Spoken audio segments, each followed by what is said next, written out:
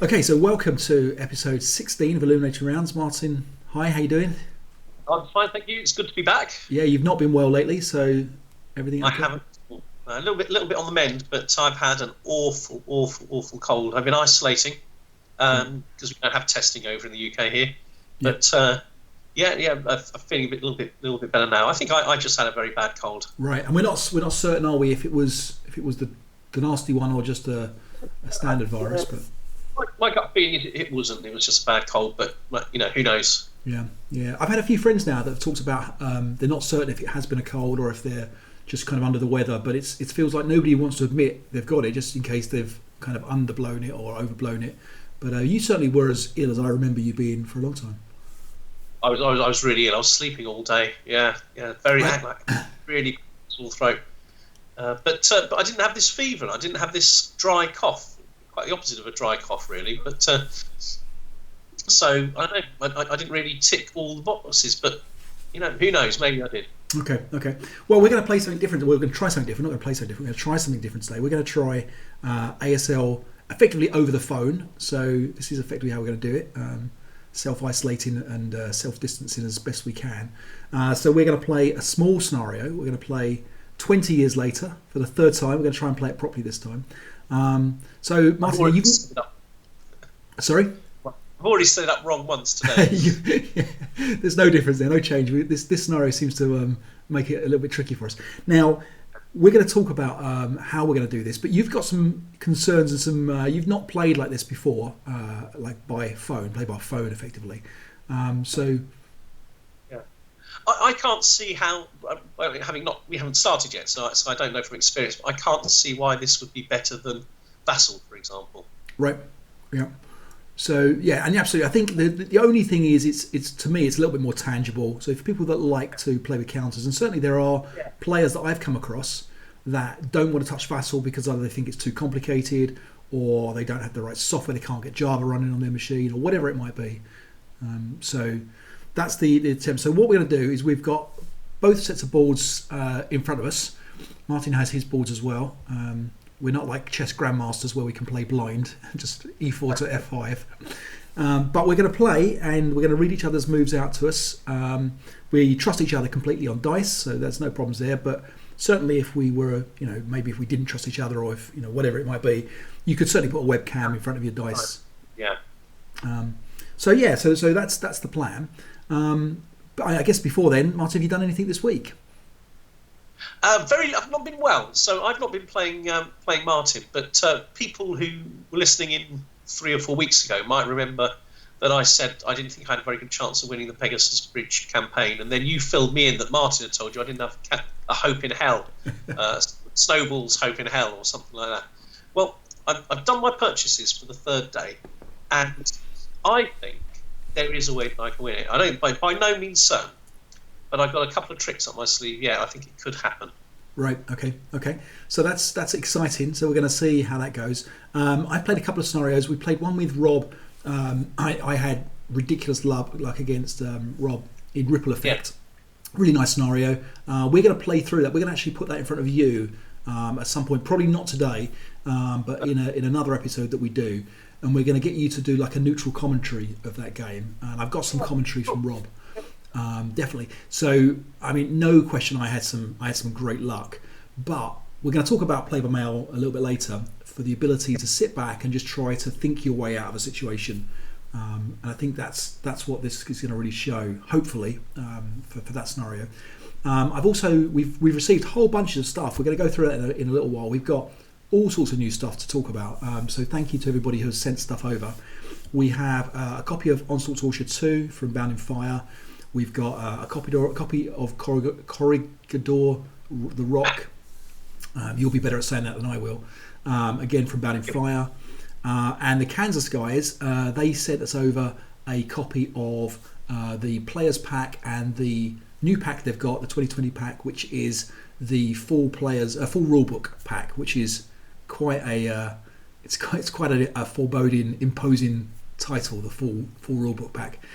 So we're going to go and play through those as well. I played a new guy called Stuart. He's not a new guy. He's played for a while, but he wants to get a little bit better.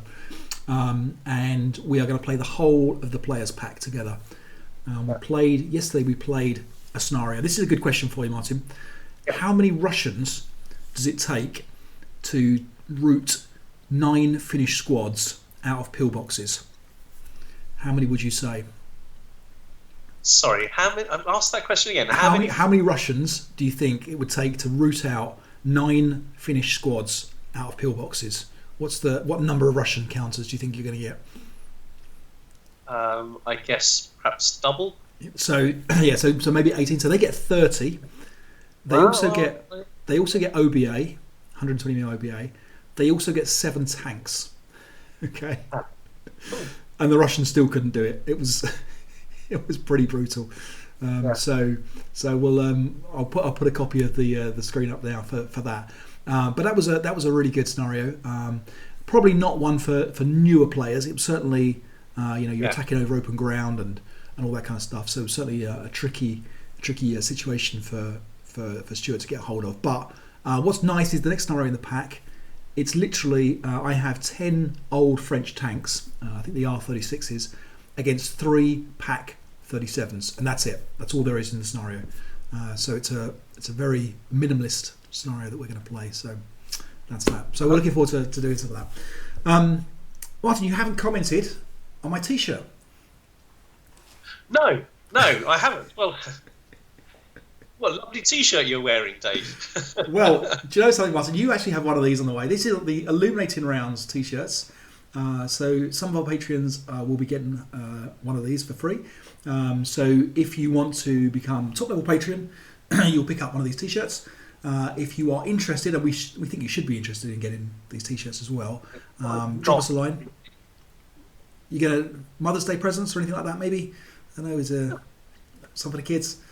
So we've got them in large, which is this size. I'm 6'2", so this is large. We've got them in extra large, and we've got them in extra large. Those are quite big, so for the more sturdy player out there, you're more than welcome. Drop us a line. We'll figure out a good price for you. We're not trying to make any money on these. This is just for a little bit of marketing. Our marketing team says we have to do this kind of stuff, so that's the plan. And obviously, if you are at the top level tier or do become a top level tier Patreon, let me know your T-shirt size, and I'll get these over to you as soon as we can. So if you haven't replied to an email, I might send you another reminder, but please drop us an email, let me know what your size is, and we'll send some over to you. Very desirable object. And so is the T-shirt. Patreons, we should talk about Patreons. So we're on 29 patrons right now. We have 2 new patrons, so thank you, especially during these times where we're not putting as much content out. We hope to rectify that doing these kind of videos right now. So Marty Cabry and Trip von Minden, thank you very much for your patronage. We appreciate that. That's great. It's lovely to see you guys. Marty in particular does huge amounts of work on the archive as well. He does a lot of the uploads and unit counts and things like that, adding new scenarios. So Marty, thank you, and we should be thankful as well for all your work you do on the archive. So again, thanks very much for that. I want to talk on the subject of using this sort of remote format. Is we are upgrading some of our equipment a bit, aren't we? So I'm going to have a new webcam soon. It's quite difficult to get delivery of things at the moment. Amazon are out of stock of virtually everything. Exactly. But, we have got some better equipment coming rather than just using a phone as I'm using at the moment. That's right. Yeah, that's exactly right. And so that's thanks to the patrons as well. So we're able to send Martin a new webcam, which is sorely needed. His arm's going to get very tired after this episode. Okay, so we're going to talk about. I've got to mention as well the Russian ASL Club got in touch. So I want to say hi to those guys as well, Dmitry and Igor. Thank you for sending over some pictures. I'm going to put those pictures up right now. So it's great to hear that ASL is alive and well in Russia. I was having a quick chat to those guys over email about the Commissar and human waves and stuff like that. They love how Russians are portrayed in ASL, and it's really good to hear. So he said there's about 25 starter kit players, and they've got 10 or so ASL players.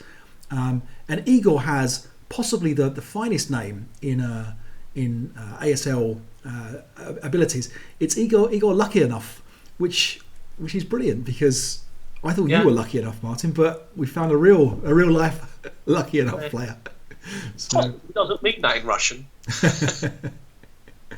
okay, we're going to talk today about how to get better as well.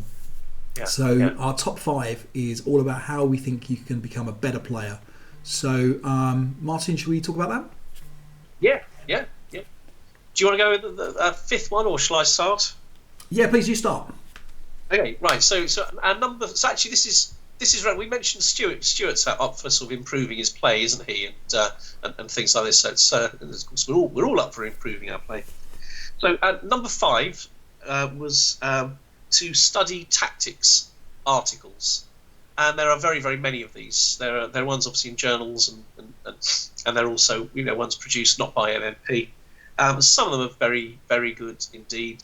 They might very well clarify rules, explain rules in a bit more detail, but also explaining the sort of tactical situations and how you might use them. And I think that with ASL, there are sort of 2 sides to the complexity, isn't there? There's understanding quite complex rules sometimes, with a lot of exceptions and unusual situations, but also how you apply those tactically in order to give yourself an advantage over the enemy. And tactics articles often very, very good at explaining that to you. Right. So one of the ones that stands out to my mind was the what to do if you haven't got a tin can or a can opener, and what do you do if you've got a tin can, and those kind of articles. So the journals and the annuals are absolutely fantastic. You can get a list of all the tactics articles that have been found by other players on the Scenario Archive in the article list, and you can have a look at the tactics and strategy articles there. But there are so many. You come across Bound in Fire articles. You come across where to. Stu's Replays did a really nice one on YouTube the other day around. He basically has videoed turned into a video from the article about how to check your line of sights with the hexes and do the hex geometry, and has made 2 really nice videos around that. And really does break it down into some nice simple concepts to figure out how you can work out just by viewing the line of sight whether or not you think it will go through a particular obstacle or not.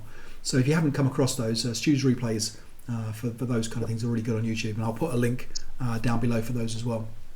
There was one that stood out in my mind, was the one which explains all the different things that happen when you overrun or when you move into an enemy hex. Again, it was in one of the journals. And it was an example. It was a Polish, so it's a scenario with Polish and Germans in it, and it just showed all these different examples in a lot of detail. It was a real eye opener. You have to be really careful reading it. Take your time and think, and really concentrate. But you learn a lot reading those very quality articles. Yeah, that's right. And obviously, then if you can put it into practice, because often those articles give you a suggestion of scenario to play to actually accentuate, for example, what you've just read. Because one thing is reading about it, but then if you put it into play and actually get a little bit of advantage from it from there, that's a great thing then as well. Right. Yeah. Okay. All right. Very good. And number 4, and kind of related to that, is series replays. So I banged on about this, a whole bunch in when we did the Giriev's headquarters one on the deluxe episode.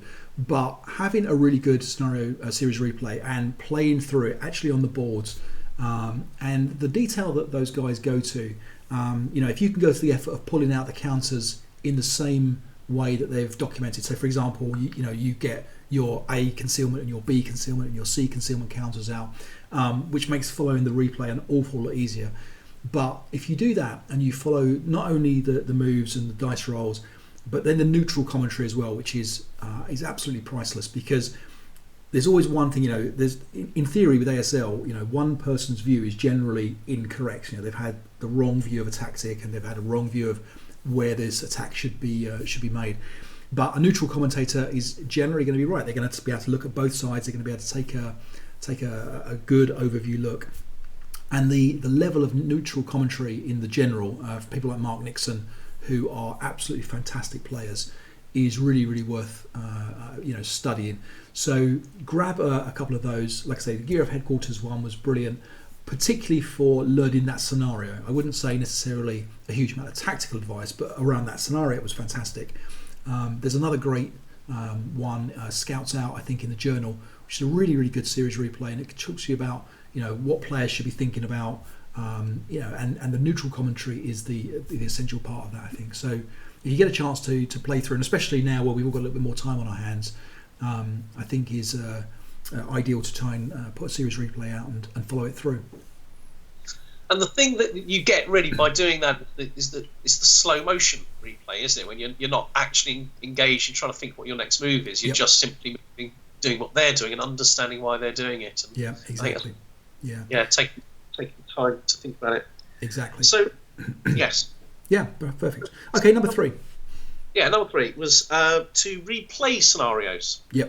And I think this is very, very, very, very powerful. In fact, way back when I first played Squad Leader, there were only 12 scenarios, so we used to repeat. We used to play them over and over again, and perfect them to some extent. We used, I remember, what's the very first one called when you got to storm the tractor work? It's called the Tractor Works. Yeah. Isn't it? So I had that attack to a T. I was only playing against myself because I didn't have any opponents, but I had that attack to a T, and I think just the opportunity to, very often you play a scenario and you kind of missed the best approach to it. It wasn't that your tactics were wrong. It was just you kind of went. You could have gone left, but you went right. Left would have been better, and you kind of realised that the second time or whatever.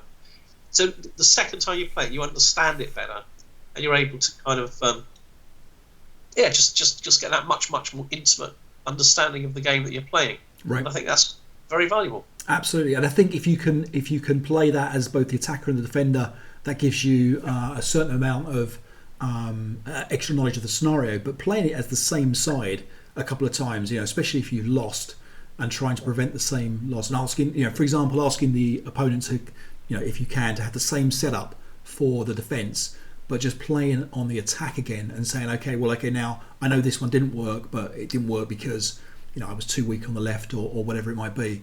Trying to play it twice, if you've got a friendly enough opponent that can do that, is really useful to try and learn again either a scenario or the tactics around that.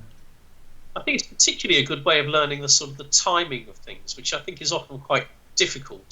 So where do you have to place a tank at the end of turn 1 so that you can place smoke in turn 2 for something? That sort of timing. It's not desperately complicated, but it is difficult to sort of see that far ahead, especially if you're relatively new to the game. And I think being able to literally sort of dry run it almost by playing it once and then being able to do it again is a really good way of learning how that sort of thing happens. Absolutely agree. Yeah, absolutely. Okay, number 2. Play by email. So play by ASL, play by email. So I've been playing Rob, and we've mentioned this a couple of times. Rob has passed on an article which I'm going to link to below, all around the benefits of playing by email. But I don't think that there is a better way of being able to study a scenario and being able to practice your moves in terms of really thinking about every unit one by one in a nice slow-paced environment. So we're going to talk about this a little bit more perhaps when Martin and I go through, and maybe even Rob if we can catch him on the right time zone, go through the log of the scenario that we played. But to just really highlight how I could sit and think about particular moves for particular tanks without the pressure of what I would have done in face to face, which would have been completely different. So the idea of actually stopping and thinking for every piece, which is what we should really be doing anyway, I think in ASL. But I think when you've got face to face, there is a little bit of pressure to play a little bit quicker than we would probably all like to play, and we tend to rush and we tend to make more obvious moves. But play by mail, you can really stop and think about it. So not only that, when there is a rules question in your mind, that often, and I'm as guilty of this as anybody else perhaps. So let's say, for example, there is a breach attempt, or there might be an infantry overrun opportunity that I'm not quite sure about for the rules. Rather than perhaps slow the game down in a face-to-face game, I often just perhaps take an easier move. And with play by mail, you don't have to do that at all. You can stop, you get your rulebook out, you really think about the odds, the percentage chance of things like that happening, and you work and understand the rule out exactly as you're playing it. And again, there is no time restriction on that. There's no pressure. If you can get a turn off in a day, that's a great thing. And Rob, I apologise, I owe you a couple of log files, but the idea of just being able to really take your time and play by email and study the scenario as it goes along. And then the other thing is you can obviously keep a log file of those games and replay it, a little bit like the guys on the YouTube channel ASL in real time. And again, I'll link to those guys as well because they're doing a good job.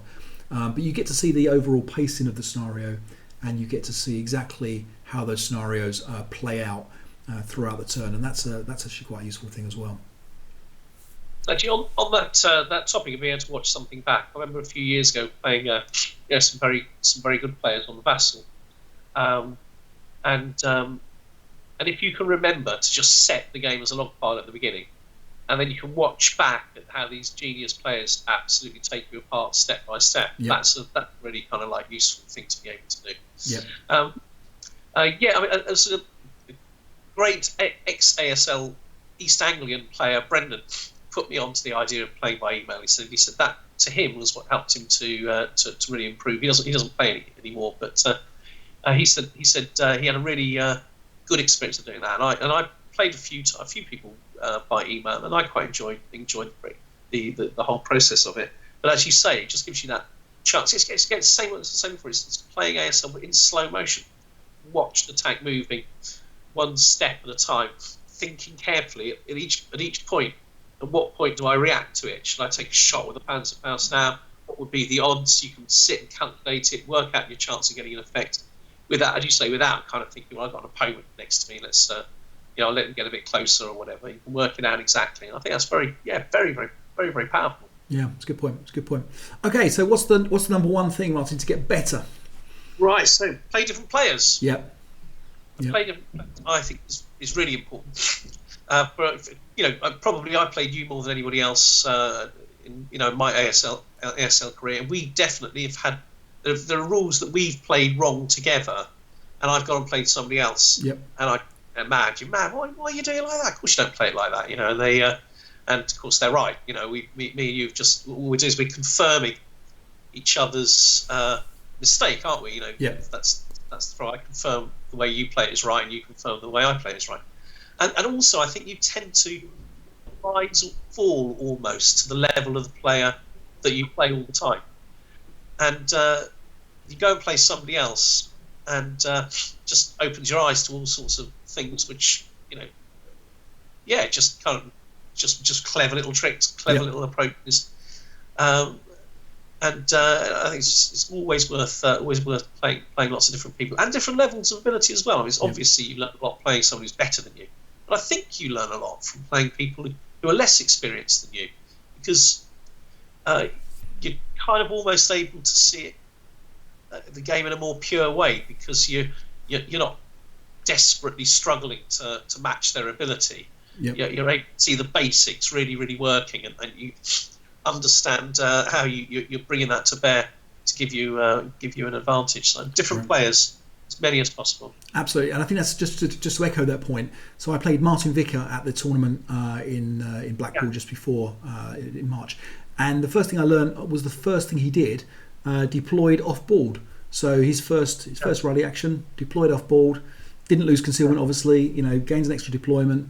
Never seen it from another player before. Now that's in my armory, and that's little things like that you're going to pick up. Okay, so brilliant. Okay, excellent. So I guess about improving play. Yeah. I think because a couple of times I've met people who wanted to improve, but that didn't want. And it's kind of patronising to say to somebody, right? I'm more experienced than you. I'm now going to tell you what you did wrong, and this is. It's very, very patronising to talk to somebody like that.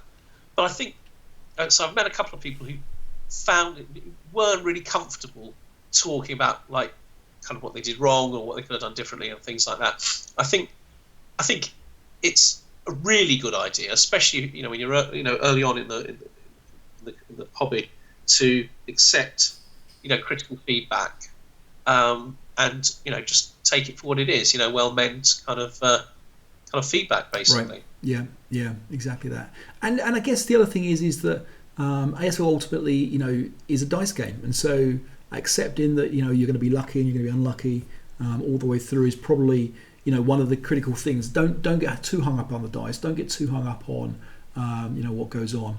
And I think if anybody could improve anything, for all of us, it's just to keep that personal morale up. I think the last game I played against Stuart, I was telling him he was actually doing fine for most of the game, and it was just his personal morale that was actually making him make bad mistakes. And I did the same thing. I start to give up hope on a scenario, and I start to get a bit sloppy because I think the scenario's lost, and then it snowballs down from there.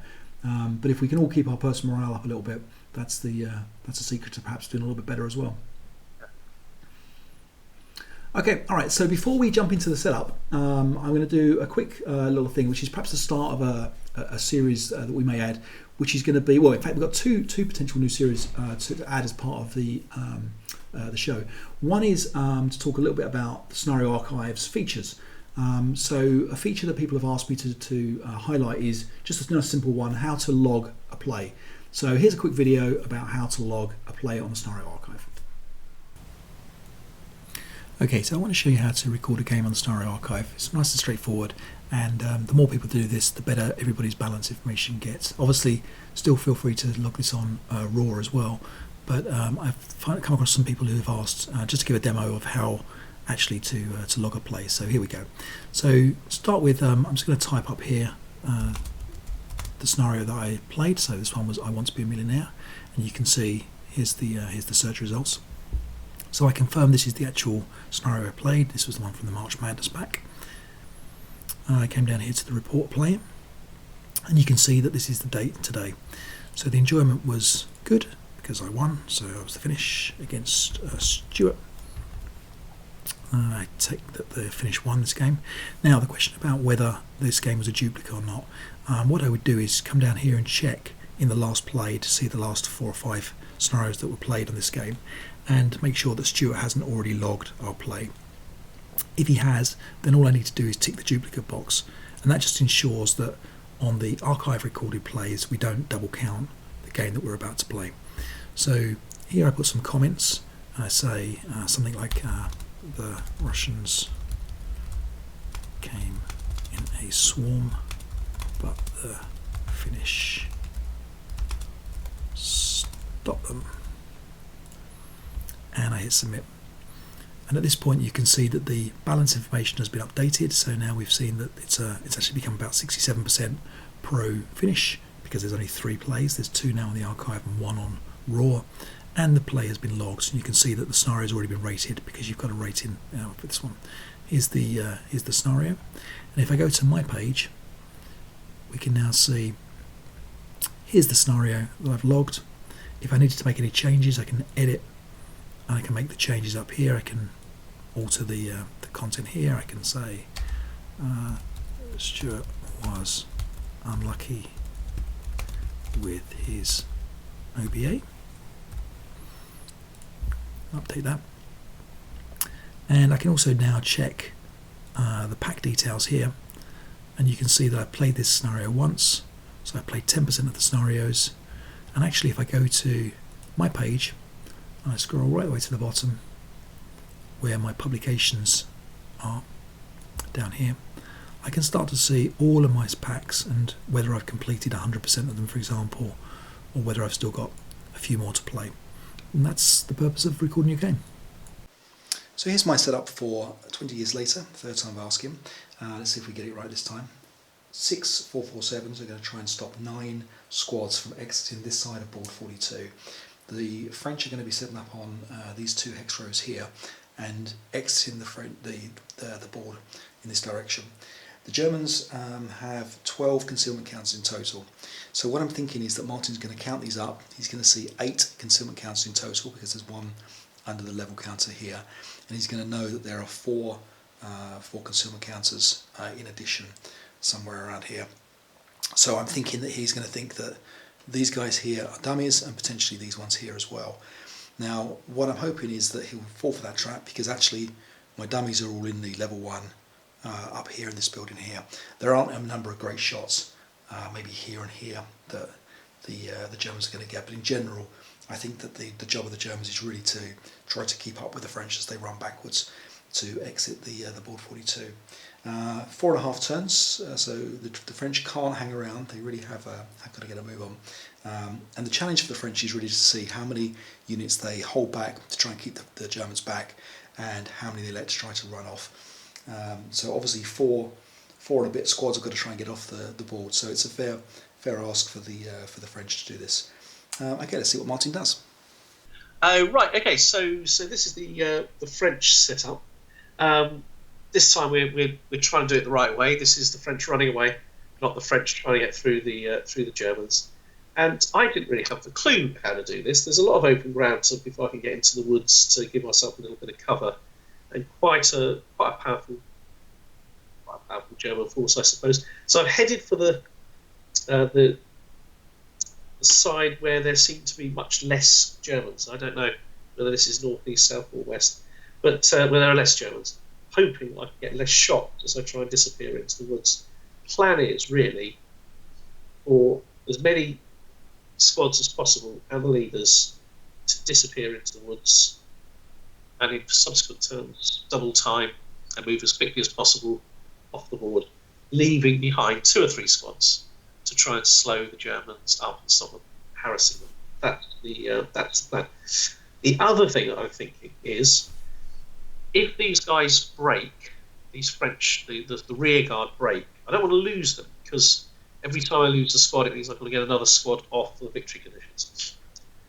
Once I can get near that wood, there's great opportunities for routing, and actually routing 6 movement factors, isn't it, in the right direction. So there we go. Rear guard of 3 squads, 6 squads of the leaders, basically just trying to get off as quickly as possible, and we're just going to see what happens.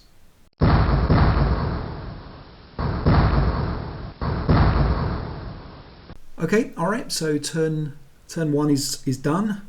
Yeah. The French are getting away. Yeah. I suppose it looked weaker that side, and I suppose I took a bit of a chance non-assault moving to get them into the woods. Yep. But the dodgy thing now is that they've CX'd, so next turn I won't get so far. I've got to stay in the woods, but there are some quite quick ways for me to move. Like there's a path, there's board edges that you can bypass and things like that. So it's just about moving them as quickly as possible to the board edge. Yep. And then there's the other 2 squads, and the one squad I've lost a point of CVP, haven't I? Yep. You can use that if you can build up a bit of casualty victory points. You can increase the number of points that I've got to get off. Yep. And then I've got 2 squads of light machine guns to try and hold you up, and they're in a very precarious position. So I've got to decide really whether I want to what I want to do with those. I mean, I'm definitely prepared to lose them, but what I don't want is you to capture them. Right, exactly. Yeah. So right now, if I capture the broken half squad and these 2 guys, that would be 4, 5, 6. So that would be 8. That would be an extra 4 points. I think an extra 4. So 4, 8, 9, 10, 11 in total of CVP. So that would be an extra 5 squads you'd have to get off. So 14. That would be, I think, the exact 14. I think because you've got 14 running off right now, haven't you? 2, so 3, that half squad, 6. You'd have captured him. That would have been enough. So you've got 7 and 2, 4, 6. Yeah, you've got 14 points running off right now. Yeah. So I need, because for every 2 I need 1 off. Yeah. So I think even if I get all of these guys, it's not enough. I think that's right. Yeah, because it's fractions rounded down. That's right. Yeah. So 8, 9, 10, 11. Yeah, exactly. So it'd be 1 short. So I've got to capture all these guys and stop you getting off there as well. So the race is on. Yeah. Okay. All right. Okay. Turn 2 then. Yeah. Yeah. Okay, Martin. So you're looking poorer. You've got more poorly with your blanket around you. These are the lengths. These are the lengths you're going to entertain the ASL masses. So we've just called it at the end of my turn. My turn 2. So from the picture that you can see, I ran past some ridiculous fire. We're going to suggest that these guys got past the fire. They didn't, in actual fact, but we're just trying to show that even if they had got there, in this position here, the French can effectively still win. because the guys in the W9X can get off basically without being shot at, jumping into R10 via bypass, and can get off on the advanced phase. And the other guys are effectively 1 hex away from getting off as well, and can cover their own exit hexes. So there's not very much we can do to stop that. So I think something's gone wrong for the Germans. Yep. Okay, cool. Yeah, no, exactly that. So, the game's ended quite abruptly, hasn't it? Quite early on. So my suggestion is perhaps we take a look at the setup again and try and see if we can improve the setup for the Germans and make this. It seems like that first turn is really critical, isn't it? The Germans have got to, make difficult the French escape, if you like. Yep. In that first turn. Yep. Like it's the most important turn of the game. Right. Okay. All right. So we're going to reset up as the Germans and try this one again. Okay. Okay. So this is the setup that we think is probably the best for the Germans that we can come up with, and it's still not particularly satisfactory, I don't think. So if anybody has played this as the Germans and done well, we'd love to hear. Yeah. Martin is struggling on all sorts of fronts. This is the extent he'll go to, though, to make sure that you guys are okay. Go to bed in a minute. Okay, so I guess we're going to call it a day for then. We'll see if we can improve this format of Illuminating rounds for a little while, but we'll see how we get on. Until then, stay safe, everybody. I hope you're all finding something to do, and don't go out because you'll end up looking like Martin. All right, see you later, guys. Yeah, the thing is, all I say, ASLers quite happy being stuck in the house for a few weeks, so I guess that's a benefit for us. That's absolutely true. There's been a lot of posts around cleaning counters out and clipping counters and organising things, so there's a very slim silver lining to all this, but there's a serious side as well, I'm sure. So okay, all right, well, take care, Martin, get better soon. Take care. See you when you got soon. Yeah, absolutely.